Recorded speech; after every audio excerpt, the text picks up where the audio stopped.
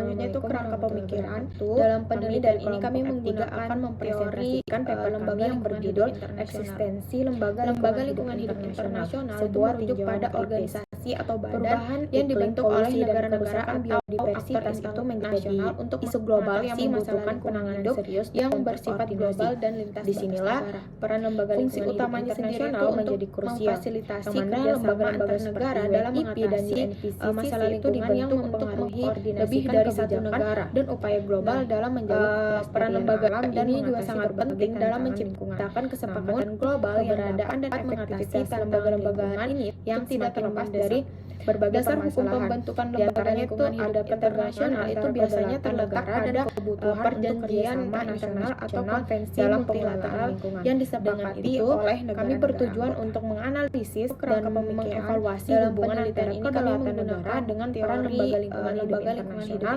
dalam mengatasi masalah lembaga lingkungan. Akan menjelaskan tentang kerangka pemikiran atau teoretik. Definisi lembaga lingkungan hidup internasional. Lembaga lingkungan hidup internasional merujuk pada organisasi atau badan yang dibentuk oleh negara-negara atau aktor internasional untuk mengatasi masalah lingkungan hidup yang bersifat global dan lintas batas negara. B. Fungsi lembaga lingkungan hidup internasional.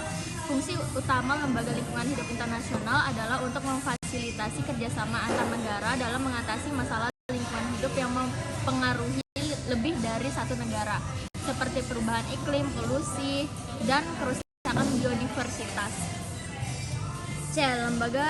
Peran lembaga lingkungan hidup internasional. Peran lembaga lingkungan hidup internasional sangat penting dalam menciptakan kesepakatan global yang dapat mengatasi tantangan lingkungan yang semakin mendesak. D. Dasar hukum pembentukan lembaga lingkungan hidup internasional.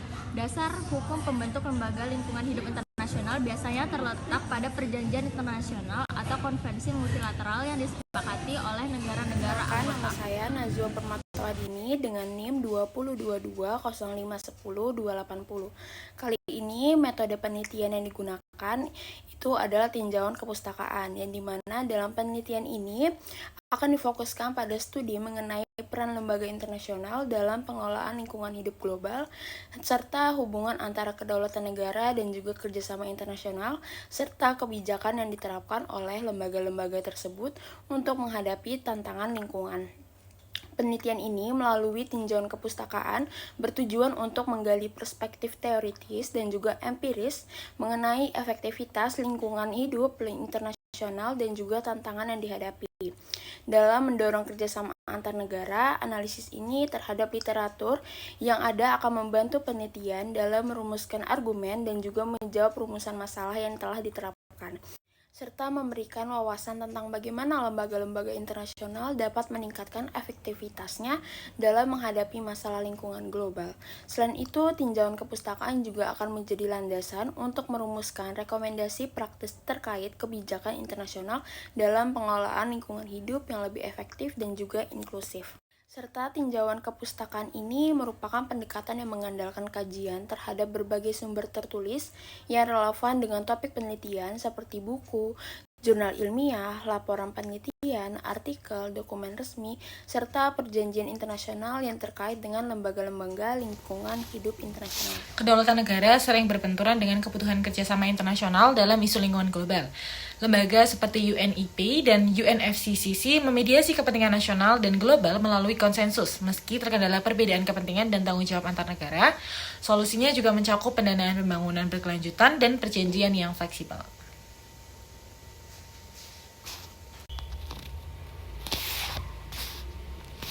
Lembaga lingkungan hidup internasional menghadapi tantangan seperti perbedaan prioritas antar negara dan kurangnya komitmen politik dalam implementasi kebijakan. Untuk meningkatkan efektivitas, diterapkan mekanisme transparansi dan pelaporan intensif finansial seperti Clean Development Mechanism, serta penguatan sanksi sosial pelanggaran. Dasar hukum kerjasama ini diatur melalui perjanjian seperti UNFCCC, Paris Agreement, dan Protokol Kyoto yang mengikat negara dalam upaya pengurangan emisi karbon. Lembaga lingkungan hidup internasional perlu meningkatkan transparansi, melibatkan negara berkembang, menjaga independensi, serta menerapkan pemantauan kredibel. Insentif finansial dan teknologi juga diberikan pada negara patuh, sementara sanksi dikenakan pada pelanggar itu sendiri.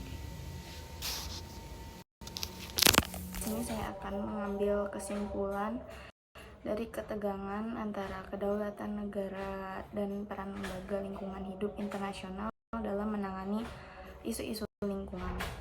Kedaulatan ini sering bertentangan dengan kebijakan internasional yang mengatur emisi dan perlindungan biodiversitas, sehingga lembaga seperti UNEP dan UNFCCC berfungsi sebagai mediator untuk menyeimbangkan kedua aspek tersebut. Lalu tantangan utamanya adalah menemukan solusi yang dapat diterima oleh semua negara, terutama dalam konteks perbedaan antar negara maju dan negara berkembang. Lembaga internasional memiliki mekanisme untuk mendorong kerjasama seperti pendanaan untuk negara berkembang, tetapi keberhasilan ini tergantung pada kemampuan mereka menegakkan komitmen yang sering terhambat oleh kepentingan yang berbeda-beda. Lalu mekanisme insentif diperlukan untuk mempercepat implementasi kebijakan disertai pengawasan yang ketat. Selain itu, transparansi dan partisipasi negara berkembang dalam proses pembuatan kebijakan memastikan bahwa negara-negara memenuhi kewajiban mereka. Lalu pendekatan yang inklusif dan sistem pemantauan yang efektif dapat meningkatkan kepercayaan antar negara, memperkuat kerjasama dalam menghadapi tantangan lingkungan global. Sekian.